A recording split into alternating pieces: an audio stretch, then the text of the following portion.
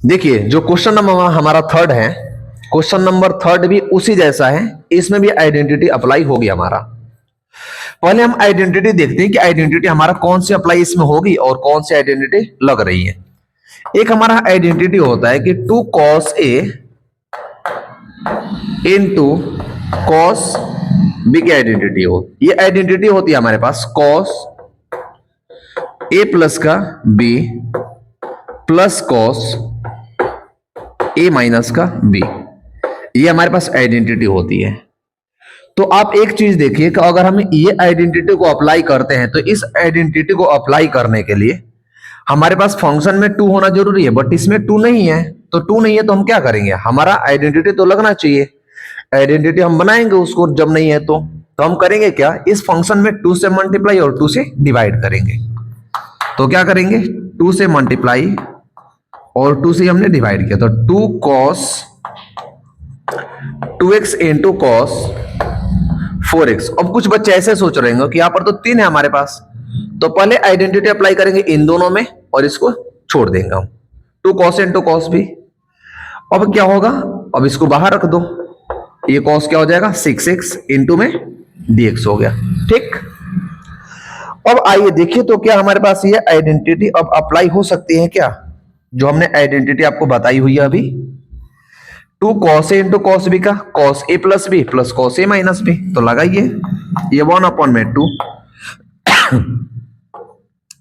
cos A plus B का मतलब क्या, 4x प्लस का 2x प्लस cos 4x और माइनस का 2x, और इनके बराबर में इसके इक्वल में ये क्या था, इसके बाहर क्या था cos 6x था और इंटू में क्या था dx था।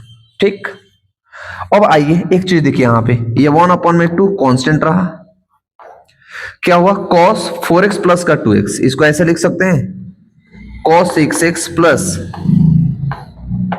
cos 2x और into cos 6x into dx रहेगा। अब हम क्या करेंगे कि देखिए ब्रैकेट के बाहर में 6x है, मल्टीप्लाई में 6x है और अंदर में 2 टर्म है, मतलब cos 6x और प्लस 2x। तो cos 6x का मल्टीप्लाई एक बार इसमें और इसी का मल्टीप्लाई एक बार इसमें, तो करेंगे तो आगे क्या आएगा हमारे पास, ये 1/2 आएगा cos 6x का होल स्क्वायर। देखो cos 6x का मल्टीप्लाई 6 से करेंगे तो cos का मल्टीप्लाई cos है, cos स्क्वायर 6x, cos 6 का मल्टीप्लाई cos 2 से करेंगे तो क्या होगा, ये cos आएगा ऐसे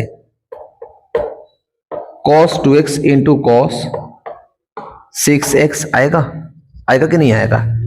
अब सेम देखिए इसका तो काम हमारा हो गया क्योंकि एक टर्म में आया है, इसमें एक और आइडेंटिटी अप्लाई करेंगे हम। बट इसमें अगर हमें आइडेंटिटी लगानी है तो इसमें आइडेंटिटी लगाने के लिए हम यही वाली आइडेंटिटी लगाएंगे क्या, बताइए तो। जब हम ये वाली आइडेंटिटी उसमें यूज करना चाहते तो हमारे पास 2 चाहिए, बट हमारे पास यहाँ पर 2 नहीं है, तो हम इसको लिखेंगे 2 बनाएंगे हम वहां से। तो पहले इस सवाल को यहाँ पर उतारिए 1/2। देखिए cos स्क्वायर का एक फॉर्मूला होता है और cos स्क्वायर x का फॉर्मूला होता है 1 माइनस का cos 2x/2 होता है। ठीक, ये होता है 1 माइनस का cos 2x/2 होगा ये फॉर्मूला, तो हम रखेंगे उसको 1 माइनस का sin 2x 1 प्लस ये 1 प्लस cos 2x/2 होता है cos स्क्वायर x का फॉर्मूला। तो हम इसके जगह पे इसे तो रख ही सकते हैं, रख सकते हैं, हम रख लेंगे। देखो cos स्क्वायर 6x है और यहाँ पर इसका फॉर्मूला क्या होता है 1 प्लस cos 2x/2 तो 1 प्लस cos 2 और x के जगह पर एंगल क्या है 6x है और इन सब के अपॉन में क्या है 2 है प्लस। अच्छा अगर इसमें हमें आइडेंटिटी अप्लाई करनी है तो हम 2 से डिवाइड और 2 से ही मल्टीप्लाई कर सकते हैं क्या, कि 2 cos 2x और इंटू में cos 6x इंटू dx। बताइए तो, यहां तक तो हम आइडेंटिटी अप्लाई कर सकते हैं क्योंकि मैंने वो आइडेंटिटी आपको पहले ही बता रखा है कि कहीं पर भी अगर 2 cos हमारे पास साथ में आता है तो हम इस आइडेंटिटी को अप्लाई करेंगे। तो हम इस आइडेंटिटी को अप्लाई यहां पर करेंगे। अब थोड़ा यहां चल लेते हैं हम। देखिए ये 1/2 कांस्टेंट था। अब देखिए जब इसका इंटीग्रेशन करेंगे, पहले इसको सिंपलेस्ट फॉर्म में लिख लेते हैं फिर इंटीग्रेशन करते हैं। 1 प्लस cos 2x अपॉन में 2। देखिए जब 2x लिखेंगे तो 6 का मल्टीप्लाई 2 से, मतलब 2 का मल्टीप्लाई 6 है, तो एंगल कितना होगा, यहां पर आ जाएगा 12x। ये तो अलग हो गया, प्लस 1/2। देखिए 2 cos a into cos b, 2 cos a into cos b का formula cos a plus b plus cos a minus b। यहां पर ले लो cos 6x प्लस का 2x plus cos 6x minus का 2x होगा। ठीक हो जाएगा। आगे बढ़िए, ये 1/2 और 1/2 का इंटीग्रेशन अलग separate, plus cos 12x upon में जो 2 है इसका इंटीग्रेशन सेपरेट, प्लस ये 1/2 है, इसका इंटीग्रेशन cos 6x प्लस का 2x, तो cos 8x का इंटीग्रेशन अलग, 8x का इंटीग्रेशन अलग इंटू dx, और प्लस 6 में से 2 जाएगा तो 4x, तो cos 4x का इंटीग्रेशन अलग होगा, यहां पर इंटीग्रेशन का साइन होगा। आगे बढ़ते हैं। हमारे पास 1/2 कांस्टेंट था, बराबर था, पहले ही हमने निकाल रखा था। 1/2 हमारा यहां से ही कॉमन होकर के आ रहा है, तो इसके अंदर दो टर्म अगर यूज हो गए तो ये 1/4 बाहर ही रहेगा।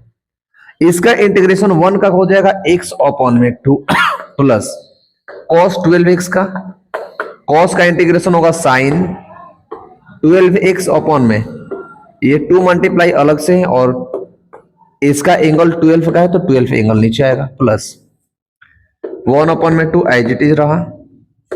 cos का इंटीग्रेशन sin 8x अपॉन में एंगल कितना है 8 है तो एंगल 8, प्लस cos का इंटीग्रेशन sin 4x और अपॉन में क्या होगा 4, और प्लस का c होगा।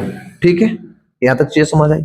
एक चीज आप देखिए, तो 1/2 इन पूरे में ये कॉमन है, और 1/2 देखिए यहां पर भी 2 यहां पर भी 2 है, तो 1/2 यहां भी कॉमन है। तो मैं अगर 1/2 बाहर कर लूं तो 1/2 मल्टीप्लाई 1/2 होगा। अब इसको पहले लिखेंगे तो हो जाएगा sin 12x अपॉन में 12। देखो मैंने इस 2 को और इस 2 को कॉमन कर लिया तो बाहर आ गया, प्लस ये x ही बचा तो x को यहां रख लो, प्लस साइन क्या है sin 8x अपॉन में 8 प्लस sin 4x अपॉन में 4 और प्लस का c। ये हुआ हमारा आंसर।